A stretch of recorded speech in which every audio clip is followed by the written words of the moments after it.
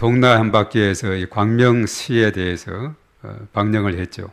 제가 잘 유심히 봤는데 요즘은 드론이 상당히 그 발달이 돼가지고 한 지역을 우리 앞에 지역도 보니까 높이서 한번 찍어서 쭉 이원익 그 기념관 쪽으로 또 동굴 주차장으로 해가지고 찍어주는 이런 모습을 봤는데, 그리고 곳곳에 이제 멀리서 찍고 가운데서 찍고, 그래서 높이서 보게 되면 평소 우리가 볼 수 없었던 또 모습도 우리가 볼 수 있더라고요.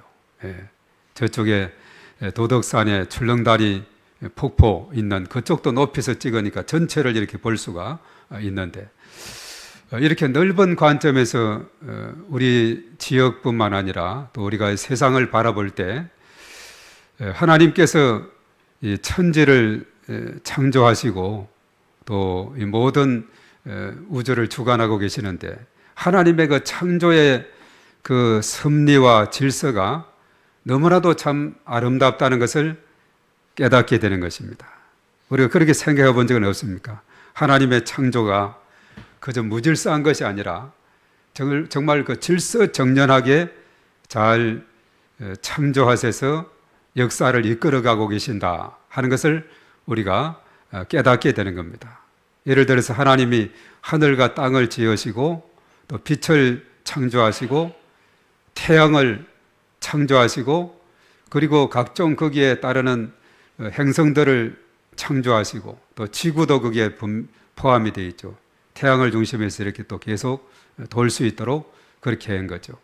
그래서 이런 그 질서 있게 모든 것이 잘 운행이 되고 있는 이 우주 질서를 보면서 너무나도 참 하나님의 그 창조와 역사를 이끌어 가신 그 모습은 놀랍다는 것을 다시 한번 깨닫습니다. 이 지구만 해도 보면은 그렇죠. 사람들이 마음껏 호흡할 수 있는 맑은 공기도 주시고 또 생명의 근원이 되는 물도 가득히 채워주시고 산과 들에는 푸른 나무와 꽃들을 심으시고 온갖 새와 동물들이 어우러지는 완벽한 그런 환경을 이 땅에 창조하신 겁니다. 그리고 마지막에 창조한 것이 우리 사람이다. 이 아름다운 세상의 마지막 작품이 바로 인간이다는 사실입니다. 참 얼마나 아름답습니까? 하나님이 창조하신 그 세상은 부족함이 없는 아주 낙원과 같은 그런 상태였죠. 최초의 상황은. 그래서 사람은 인간에게 그 풍요로운 모든 것을 다 선물로 주시고 그리고 거기서 행복하게 살 수 있도록 해주셨다는 사실입니다.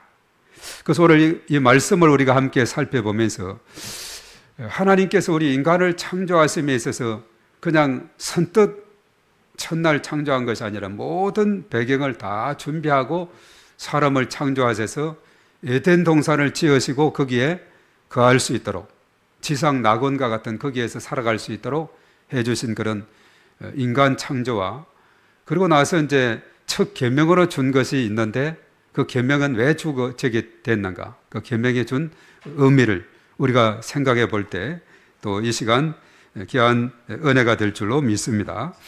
자, 우선 인간 창조에서는 하나님께서는 사람을 창조하시되 하나님을 닮도록 창조되었다. 그래서 하나님을 닮도록 창조된 인간이다 이렇게 보게 되는 거죠.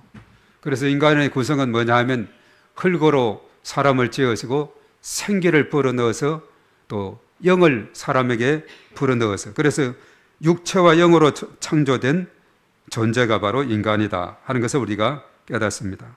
하나님은 다른 피조물과 달리 인간을 특별하게 지으셨다는 것을 의미하고 있어요.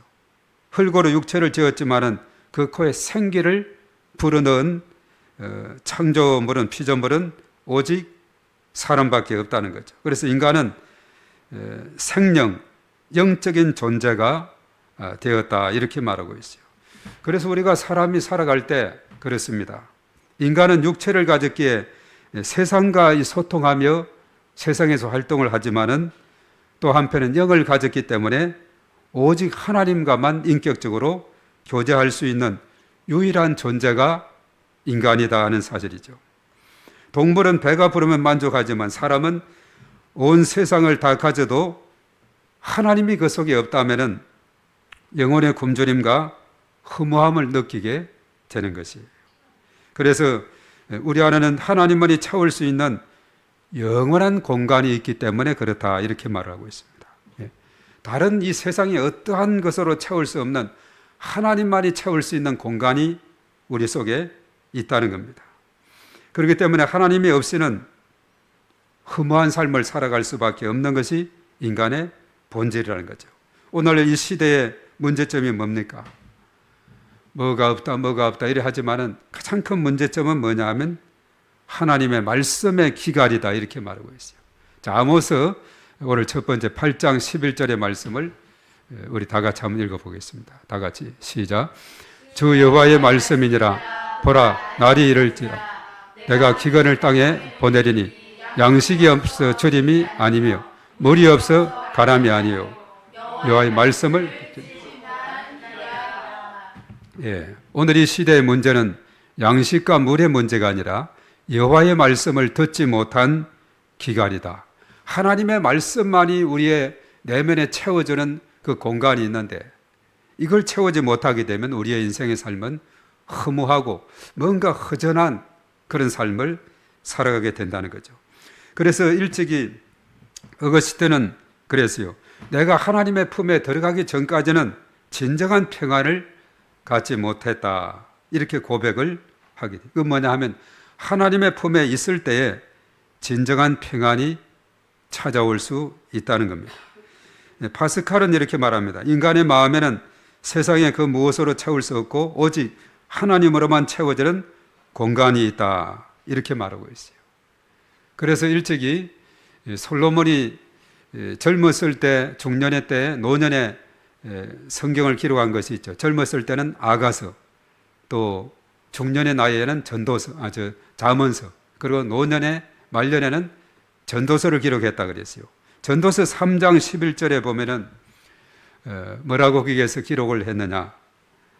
영원을 사모하는 마음을 사람들에게 주었다, 그렇게 말합니다. 자, 전도서 3장 11절도 한번 봅니다. 다 같이 시작. 하나님이 모든 것을 지으시되 때를 따라 아름답게 하셨고 또 사람들에게는 영혼을 사모하는 마음을 주셨느니라. 그러나 하나님이 하시는 일이 시종을 사람으로 측량할 수 없게 하셨도다. 사람의 마음속에 영혼을 사모하는 마음을 주셨다, 그렇게 전도서에서 기록을 하고 있습니다. 자, 하나님은 인간을 만드실 때 물질이나 세상의 유일한 것만으로는 결코 만족할 수 없는 영혼을 갈망하는 그 마음을 주셨다. 따라서 영원하신 하나님께 들어오셔야만이 그 공간이 채워진다는 거죠. 그것을 채우지 못하고는 그 마음속에 진정한 평안이 없고 허탈함과 허무함과 또 인생의 무상함을 느끼게 된다는 거죠. 그 하나님의 말씀, 하나님만이 채우는 그 공간을 바로 채워야 된다는 겁니다. 그래서 시편 42편 1절과 2절의 말씀에 영혼의 근본적인 목마름과 갈망, 이것을 추구하는 삶이 너무나도 중요하다는 것을 말하고 있습니다. 시편 42편 1절과 2절도 봅니다. 하나님이여, 사슴이 시냇물을 찾기에 갈급함 같이 내 영혼이 주를 찾기에 갈급하니이다. 내 영혼이 하나님 곧 살아계시는 하나님을 갈망하나니 내가 어느 때에 나아가서 하나님의 얼굴을 배울까. 아멘. 내 영혼이 주를 찾기에 갈급하나이다 라고 그렇게 고백을 하고 있습니다. 그렇죠. 정말 우리의 영혼은 정말 하나님의 그 은혜를, 하나님의 말씀을 사모하는 그 마음을 가져야 됩니다. 세상의 그 어떤 부귀영화나 또 목마름 해소 요소로도 채워지지 않는 영혼의 갈증, 오직 하나님과의 인격적인 관계를 통해서만이 그 만족을 누릴 수가 있다, 이렇게 고백을 하고 있습니다. 그렇습니다. 하나님만이 우리의 중심을 채워준다는 거죠. 그래서 공허함의 이유가 뭐냐? 세상의 성공이나 돈이나 명예를 얻어도 마음의 공허함이 느껴지는 이유가 뭡니까? 인간의 마음에 설계된 하나님의 공간에 세상의 것들을 집어넣으려 하기 때문에 그렇다는 거죠. 세상의 그 어떠한 것을 채운다 해도 그 공간은 채울 수가 없는 거죠. 그 해답은 뭡니까? 그 비어있는 공간에 창조주이신 예수 그리스도를 모셔드리고 성령으로 채우고 말씀으로 채우게 될 때 비로소 진정한 평안과 참된 만족을 얻는다, 이렇게 말하고 있어요. 그러니까 하나님의 창조의 그 원리를 보면은 얼마나 참 아름다운 창조인지 몰라요. 예, 놀랍죠. 그리고 하나님께서는 육체와 영을 이렇게 지으셨고, 그리고 창세기 1장 27절에 그렇게 말해요. 하나님의 형상대로 창조된 존재가 사람이다 하는 사실입니다. 하나님의 형상대로 지었다. 이것은 하나님의 외모를 닮았다는 것이 아니라 하나님의 성품인 사랑과 정의와 거룩함, 지혜, 그리고 창조성, 이러한 것을 의미하고 있어요. 그래서 하나님의 형상은 하나님의 사랑의 그 품성을 닮아서 우리가 지음을 받았다, 이렇게 말하는데, 하나님의 본질은 뭐냐? 요한일서 4장 8절에 하나님은 누구시라고 했느냐? 그게 잘 기록하고 있습니다. 자, 다 같이 시작. 사랑하지 아니하는 자는 하나님을 알지 못하나니 이는 하나님은 사랑이심이라. 아니, 하나님이 사랑이시다. 하나님은 사랑이시다. 하나님은 그 사랑 자체에 있을 것을 말하고 있어요. 그런 모습을 담아서 우리가 지음을 받았어요. 그래서 이런 하나님을 사랑하고 옆으로는 이웃을 사랑하며 살아가는 이런 삶을 살아야 되는 거죠. 그리고 또 의로움과 정의, 그런 품성을 닮아서 지었는데, 자, 에베소서 4장 24절의 말씀에 또 그렇게 말하고 있어요. 하나님의 그 속성 중에 의로움이 나오고요. 다 같이 시작. 하나님을 따라 의와 진리의 거룩함으로 지으심을 받은 새 사람을 입으라. 예, 의로움, 그리고 거룩함, 이런 것들이 다 바로 하나님의 그 품성을 닮은, 성품을 닮은 모습입니다. 이 거룩함에 대해서는 일찍이 레위기서 11장에서 44, 45절의 말씀에서 언급하고 있어요. 하나님은 거룩하신 분이시다, 이렇게 말씀합니다. 다 같이 시작. 나는 여호와 너희의 하나님이라. 내가 거룩하니 너희도 몸을 구별하여 거룩하게 하고 땅에 기는 길짐승으로 말미암아 스스로 더럽히지 말라. 나는 너희 하나님이 되려고 너희를 애굽 땅에서 인도하여 낸 여호와라. 내가 거룩하니 너희도 거룩할지어다. 아멘. 하나님의 거룩의 모습을 닮아서 우리도 거룩한 삶을 살아가야 될 것. 이것이 이제 베드로전서에서도 또 인용이 되기도 했고, 또 그래서 하나님의 품성, 성품 자체는 거룩이다. 또 다른 말로 우리가 성결이다, 이렇게 말을 할 수가 있는 거죠. 그래서 하나님의 이런 형상을 닮아서 우리가 지음을 받은 유일한 존재가 피조물 중에 우리 사람이다 하는 사실입니다. 하나님의 형상을 닮은 존재다. 그렇기 때문에 하나님은 이렇게 사람을 이렇게 존귀하게 지었고, 사람은 우리는 존귀한 가치가 있는 존재. 이 세상에서 다른 모든 피조물보다도 사람은 특별한 가치가 있는 존재인 줄로 믿습니다.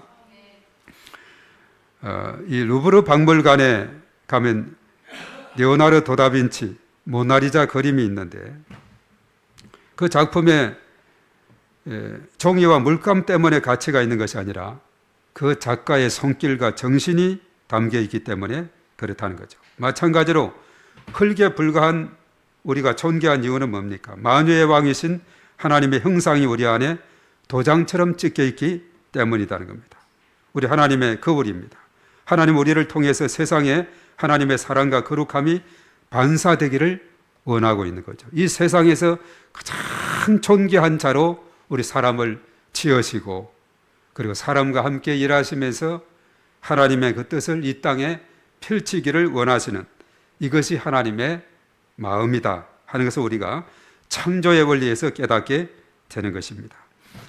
자, 이렇게 하나님께서 인간을 창조하셨는데 육체와 그리고 정신, 영, 그리고 하나님 형상대로 이렇게 지었고, 그리고 이제 하나님께서 사람에게 주신 특권이 있습니다. 특별한 특권을 주었는데, 오늘 이 본문의 말씀을 중심에서 몇 가지 특권입니다. 하나님은 인간을 그저 피조물 중 하나로 창조해서 방치해 두지 아니하시고 놀라운 특권과 지혜를 부여했어요. 모든 피조물보다도 특별하게 이렇게 지으셔서 오늘 15절 본문 말씀에 보니까 에덴 동산의 관리인 청지기로 삼으셨다. 이것이 첫 번째 특권이 됩니다. 에덴 동산의 관리인으로 청지기로 삼으셨다 하는 것이 오늘 15절에 읽은 그 말씀이 거기에 담겨 있습니다.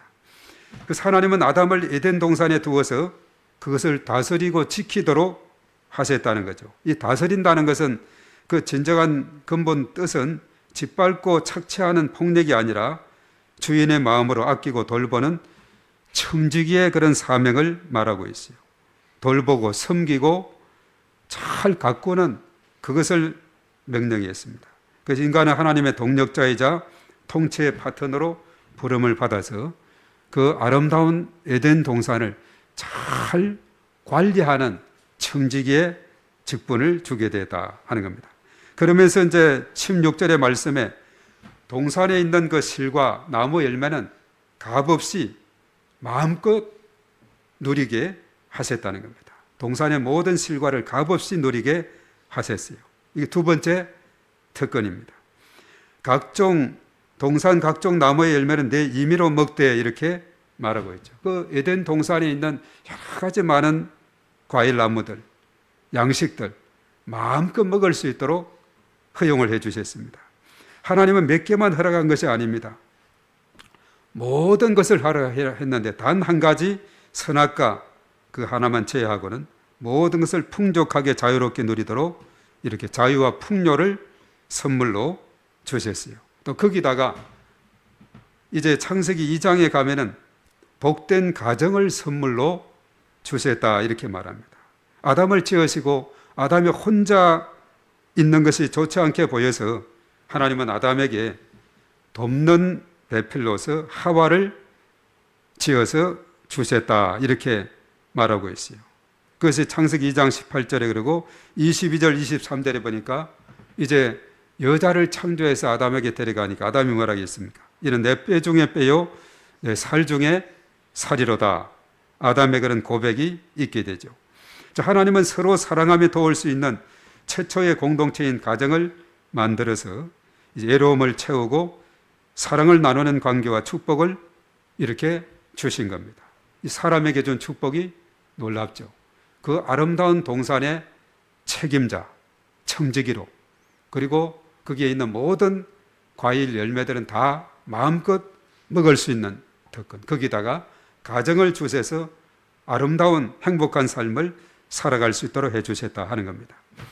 이제 우리가 마지막으로 생각을 할 것은 뭐냐 하면 사람에게 지켜야 할 계명을 주셨어요. 그래서 오늘 17절의 말씀에 있는데 이 계명, 그것을 말해서 첫 계명이다 이렇게 말합니다. 사람에게 주신 첫 계명이 뭔가? 오늘 17절 우리 한번 더 읽어볼까요? 이거 핵심적인 내용인데 17절의 말씀, 자, 다 같이 읽습니다. 시작.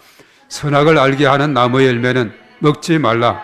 내가 먹는 날에는 반드시 죽으리라 하시니라. 아멘. 자, 에덴 동산의 책임자로서 이렇게 모든 것을 다스리고 관리하도록 청지기의 사명을 주었고 모든 거기에 나는 과일들, 열매들 마음껏 먹도록 하고 가정까지 주었는데, 그런데 이제 사람에게 첫 계명을 준 것이 있는데 그 첫 계명이 뭡니까? 말라 이거예요. 우리가 계명들을 보면은 뭐뭐 하라 말라 이렇게 성경에 많이 있죠. 우리가 십계명만 봐도 뭐뭐 하라 하는 것은 두 개인데 하지 말라 하는 것은 8개가 되죠. 성경 전체로 율법의 계명들을 누가 학자가 썼는데 613개나 된다 그래요. 248개는 뭐뭐 하라, 365개는 뭐뭐 하지 말라 이렇게 기록했다 그랬죠. 오늘 여기에 말라가 등장이 됐어요. 이것이 첫 번째 계명인데 그것은 뭐냐면 선악을 알게 하는 나무 열매는 먹지 말라. 이것이 첫 번째 계명이라는 겁니다. 이 첫 계명에서 담긴 의미가 뭔가 우리 곰곰이 생각해 봐야 돼요. 이렇게 사람에게 아름다운 동산을 지으시고 거기에 많은 과일 나물과 참 많은 사람들이 먹을 수 있는 양식들을 자라게 하시고 다 그냥 무료로 먹을 수 있도록 하시고 가정을 주셔서 행복한 삶을 거기에서 누리도록 했는데 왜 이렇게 첫 계명으로 이렇게 선악을 알게 하는 나무 열매는 먹지 말라라고 이렇게 금단의 열매를 두었을까 하는 겁니다. 이것의 의미가 뭔가를 우리가 가만히 생각해 보면은 그래요. 사실 이 선악과 열매는 그 동산에서 어디에 위치를 하고 있느냐 보면은 창세기 3장 3절에서 나와 있는데, 동산 중앙에 위치를 하고 있다. 동산 중앙에 있는 그 선악과 열매는 금단의 열매를 삼았어요. 다른 모든 것을 먹을 수 있지만 그 한 중앙에 있는, 동산 중앙에 있는 선악과 열매는 먹어서는 안 돼. 만약에 먹게 된다면 어떻게 된다 그랬죠? 죽으리라. 그것도 자세하게 우리 읽어보세요. 그것을 너무나 중요합니다. 먹는 날에는 어떻게 된다 그랬어요? 반드시 죽는다. 이게 반드시가 필요해요. 반드시. 나중에 하와는 그것을 제대로 전달을 못 받아가지고 이때는 하와가 없었거든요. 하와가 창조되기 전이었거든요. 18절 그 다음 절 이하에 하와가 창조되기 때문에 하와는 직접 듣지는 못했고 우리가 생각해 볼 때 아담으로부터 전해 들었는데 제대로 전해 듣지는 못한 것 같아요. 반드시 죽으라 했는데 3장에 가서 하와는 죽을까 하노라 먹으면 죽을 수도 있고 안 죽을 수도 있는 절반이죠. 그렇게 이해를 한 겁니다. 그것이 이제 결과적으로 그 열매를 먹게 되는 그런 과정으로 가게 됩니다. 그런데 분명히 오늘 이 말씀을 잘 생각해야 돼요. 선악과 열매는 먹지 말라. 먹으면 반드시 죽는다. 이렇게 말했어요. 그것이 또 동산 중앙에 위치를 하고 있다. 자, 이것은 뭐냐? 우리 한번 따라하겠습니다. 동산의 진짜 주인은 하나님이시다. 예, 첫 계명에 담긴 의미가 바로 그거예요. 이 동산에서 아담에게 가정을 이루게 해서 거기에서 마음껏 그 평화로운 그 지상 낙원이죠. 부족함이 없는 그 땅에서 행복하게 살아갈 수 있다 했지만은 그러나 너희들이 하나님을 잊어서는 안 돼. 창조자 너희들을 지으시고 이 동산도 지으시고 과일나무까지 지으시고 이 모든 것을 가정도 창조하신 하나님을 기억해야 된다. 하나님을 주인으로 여겨야 된다. 이것을 너희들은 잊어서는 안 된다. 이런 의미가 첫 계명에 담겨 있는 거예요. 그렇지 않고 그냥 마음껏 이렇게 먹도록 하고 아무런 그런 계명이 없다면 자신들이 최고인 줄 알지 않겠어요? 야, 내가 최고다. 이렇게 생각할 처지에 있는 그들에게 동산의 진짜 주인은 하나님이시다. 이것을 알려주는 겁니다. 이 진정한 의미를 깨달아야 돼요. 이 땅에 살아가는 모든 사람들이 이 사실을 깨닫고 살아간다면 진정한 축복의 삶이 될 줄로 믿습니다. 이 땅에 살아가는 사람들, 만약 그런 금단의 열매도 없이 마음껏 자유분방하게 살아갈 수 있도록 그냥 아무런 이런 제어 장치가 없다면 아담과 하와는 그 교만이 하늘을 찌를 듯이 갔을 거예요. 우리가 성경의 역사적으로 보면 계속 그렇지 않아요? 아담과 하와, 가인과 아벨의 사건, 그리고 노아 홍수 시대 때, 그리고 바벨탑 시대 때 보면은 인간의 교만과 제약이 얼마나 이렇게 발전해 가는지 이것을 우리가 보게 되는 거죠. 그런 가운데서 우리가 이 땅에 살아가면서 언제나 이 세상의 진정한 주인은 하나님이시다. 이것을 기억하고 그 믿음으로 살아갈 때 우리의 삶이 아름다운 삶이 되고 축복의 삶이 될 줄로 믿습니다. 우리가 이제 특별히 사형리 같은 경우 이제 그림으로 할 때 예수님을 영접하지 않은 사람은 그렇죠. 예수님을 마음속에 영접하지 않은 사람은 내 마음에 들어오지 않지만은 예수님을 영접한 사람은 내 마음 중심에 의자가 있는데 영접했더라도 예수님을 저 뒤에 팽개친 사람은 의자 밑에 십자가가 있지만은 그러나 그 의자 중심에 십자가를 탁 앉히는 것이 진정으로 예수님을 잘 영접한 그리스도 중심, 예수님을 주인으로 삼는 인생이 되는 거죠. 그런데 이 땅에 많은 사람들이 내 마음의 중심에 예수님을 영접하지 못해서 마음 밖에 두고, 예수님을 영접했더라도 내 마음 중심에 있는 의자 위에 앉히지 못하고 그저 의자 밑에 두는, 이렇게 살아가는 사람들이 많은데, 진정으로 중요한 것은 내 마음의 중심에 있는 의자에 십자가를 다 올려놓고 그렇게 살아가는 삶이, 이것이 너무나도 아름다운 복된 삶이 되는 줄로 믿습니다. 그래서 이 아름다운 동산의 주인은 내가 아니라 하나님이시다. 나는 하나님의 은혜로 살아가는 청지기이지 주인은 따로 있어. 이렇게 살아가는 삶이 정말 하나님께서 기뻐하는 삶이고 원하는 삶이 되는 것입니다. 그렇지 않고 이런 모든 자유를 주었는데 왜 하필 이렇게 선악과 열매를 더 가지고 나를 괴롭히냐고 이렇게 불평을 한다면 이것은 올바른 청지기의 자세가 아니다. 이 청지기는 뭡니까? 자신이 주인이 아니라 주인이 지시한 대로, 명령한 대로 따르는 사람이 청지기인 줄로 믿습니다. 이런 선악과 열매를 이렇게 딱 두고서 먹지 말라고 이렇게 했다고 그것을 원망할 필요가 없는 거예요. 우리가 길가에 있는 신호등이라든가 때로는 낭떠러지 옆에 이런 울타리를 쳐놓은 그것을 가지고 어떤 사람들은 신호등 내가 운전해 가는데 신호등이 왜 빨간불이 있어가지고 빨리 못 가게 하냐고, 운전자의 자유를 침해한다고 이렇게 불평하면 되겠어요? 그것이 아니죠. 왜 신호등이 왜 있습니까? 모든 차량들이, 사람들이 질서정연하게 사고 없이 잘 소통할 수 있도록 하는 원리가 신호등이 거든요. 그렇지 않고 운전해 가면서 급한데 지금 빨간불이 왔어요. 이거 없으면 나 바로 갈 텐데, 나만 생각하는 거죠. 다른 쪽에서 오는 차량들도 있지 않습니까?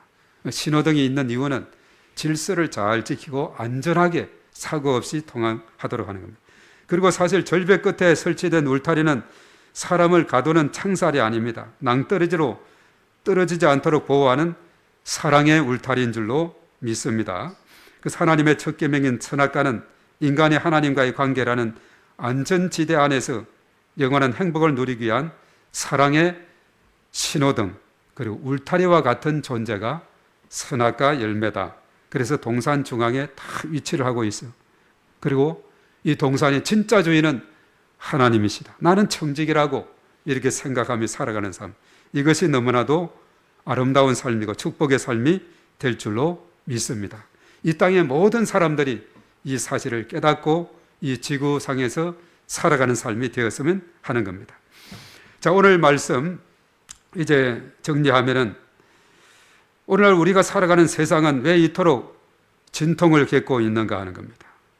전쟁과 기근, 환경 파괴와 아픔이 왜 끊이지 않습니까? 그 이유는 인간의 하나님의 의도와 그리고 하나님의 그 지침을 무시하고 있기 때문에, 하나님의 자리를 넘보는 탐욕과 교만 때문입니다. 바로 동산 중앙에 있는 그 선악과 열매를 침범하려고 하는 이런 인간의 탐욕과 교만이 있기 때문에 그렇다는 거죠. 그래서 지구온난화와 환경오염의 문제, 이것만 생각해도 그래요. 하나님이 아름답게 가꾸라고 맡겨주신 이 피조세계를 인간이 탐욕으로 무자비하게 훼손하고 개발한 결과가 오늘의 상황을 가져왔죠. 청지기의 사명을 잊고 주인의 행세를 한 인간의 완악함이 지구 전체를 위기로 끌어가고 있습니다. 인간의 욕심, 탐욕이 전쟁으로 황폐하게 만들어가고 있고, 또 여러 가지 많은 난개발과 또 무자비한 자연 훼손은 결과적으로 지구 온난화를 가져오게 되어서 얼마나 지금 지구촌의 이 기후들이 변화가 심한지요. 정말 이번 한 주간 중부 지역이 점점 온도가 막 5도, 6도, 7도, 37도까지 올라간다는데, 그런데 남쪽은 우리가 중부에 장마 질 때 마른 장마라 해가지고 계속 비가 안 오니까 불볕더위가 심해서 경남과 양산 쪽은 5일째가 40도, 41.3도까지 이렇게까지 되는 그런 가운데 있다 그래요. 이것이 왜 이런 일이 생기겠어요? 우리는 37도만 이번 주간에 올라가도 아주 힘들 것 같은데, 아침부터 무더웠죠. 이 폭염들, 그리고 산불 같은 거고, 또 이런 여러 가지 자연 이런 재난들이 끊이지 않는 것은 뭐냐 하면 사람들이 함부로 하나님의 그 말씀을 잘 순종하지 못하고 함부로 훼손했기 때문에 그런 결과로 가져오게 됩니다. 사람이 자연을 훼손하니까 자연은 사람에게 또 그렇게 같이 훼손해 나가는 것을 보게 되죠. 인간이 하나님보다 앞서려고 할 때 선과 악의 기준을 자신이 직접 정하려고 할 때 세상은 무질서와 혼돈으로 빠지게 된다 하는 사실이죠. 그래서 이 시대에 이 땅이 평온을 되찾고 우리의 삶이 회복되는 유일한 길이 뭐겠어요? 청지기 정신의 회복입니다. 이 세상의 진정한 주인은 하나님이시고 우리 사람은 청지기에 불과하다. 우리에게 맡겨진 그 일은 잘 다스리고 가꾸고 보존하고 보호하고 하기 위한 것이었는데 이것을 함부로 훼손하게 되면 이것이 결과적으로 사람들에게 악영향을 끼치게 된다는 거죠. 그래서 지구와 세상을 가꾸는 청지기가 돼야 된다 하는 겁니다. 하나님이 주신 자연과 삶의 터전을 아끼고 보존하고 훼손된 세상을 치유하는 복음의 축복의 통로가 되어야 될 줄로 믿습니다. 또 이웃과 성도를 격려하고 함께 걷는 삶을 살아가야 됩니다. 나 혼자 잘 사는 것이 아니라 서로가 손에 손을 잡고 서로가 협력하며 도와주고 우리의 모든 지체들을 위해서 힘들고 지친 지체들을 위해서 기도하고 따뜻한 말 한마디로 힘을 북돋워 주는 것, 아름다운 동행의 시작이라고 보는 겁니다. 바로 이것이 하나님 나라의 완성으로 나아가는 회복의 길이 될 것이요. 8월달 주제가 회복인데 이 땅을 회복하기 위해서는 우리 스스로가 청지기의 정신으로 돌아가고 이 세상의 진정한 주인은 창조자, 역사의 주관자 하나님이 진짜 주인이다. 이 믿음을 가져야 될 줄로 믿습니다. 오늘 이 말씀을 정리하면 하나님은 우리를 하나님 형상 닮은 존재로 창조하셨어요. 그리고 세상의 모든 좋은 것을 누릴 수 있도록 청지기로 우리를 세우셨습니다. 그리고 우리가 하나님의 주권을 인정하며 그 말씀에 순종할 때 가장 행복하도록 만드셨다 하는 사실입니다. 새는 저 공중에 나를 때, 그리고 물은 물 속에 있을 때, 기차는 철길에 있을 때 자유롭게 이렇게 할 수 있듯이 우리 사람은 창조자에 함께하게 될, 창조자 하나님과 함께하게 될 때 가장 행복하고 마음의 평안과 기쁨을 누리는 그런 삶이 될 줄로 믿습니다. 그래서 창조자 하나님의 마음을 알아서 나의 교만과 탐욕을 내려놓고 하나님 명령에 겸손히 순종하며 살아가는 삶, 그리고 세상으로 보냄받은 거룩한 청지기로서 삶의 현장에서 묵묵히 사명을 감당해야 되겠습니다. 우리의 가정과 일터 또 우리 교회가 이 시대에 막힌 담을 허물고 하나님의 크신 은혜와 평강을 흘려보내는 아름다운 축복의 통로가 되어야 될 줄로 믿습니다. 오늘 이 말씀 우리가 다 같이 생각하면서 함께 하나님 앞에 찬양하고 함께 기도하는 시간을 갖도록 하겠습니다. 내가 산을 향하여 눈을 들리라. 시편 121편에 있는 그 말씀을 우리 함께 찬양으로 하며 나아가기를 원합니다.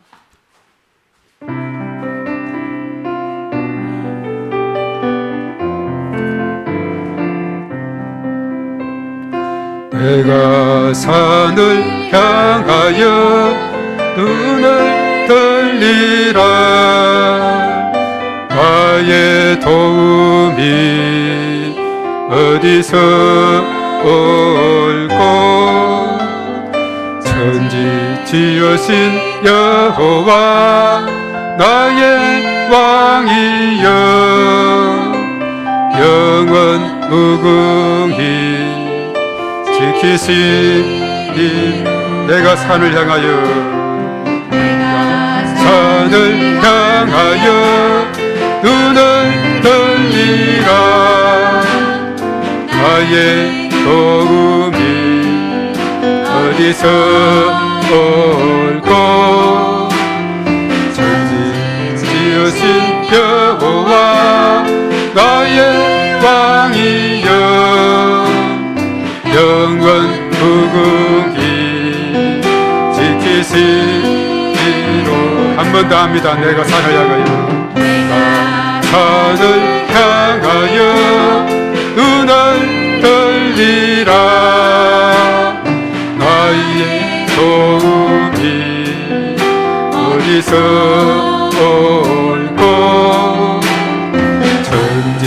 지으신 여호와 나의 왕이여 영원 무궁히 지으신 천지 지으신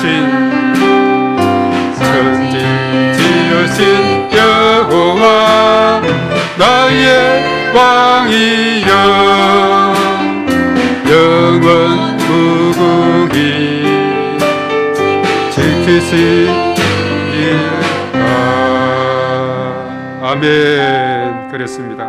천지를 지으신 여호와 하나님이 내가 진짜 주인이다 우리에게 말씀하며 우리는 청지기로서 그 사명을 잘 감당할 때 이 땅에 하나님 나라가 든든히 세워지게 될 줄로 믿습니다. 회복의 역사가 일어나게 될 줄 믿습니다. 우리 주여 삼차하고 다 같이 간절히 기도하며 나아갑니다. 주여 주여 주여.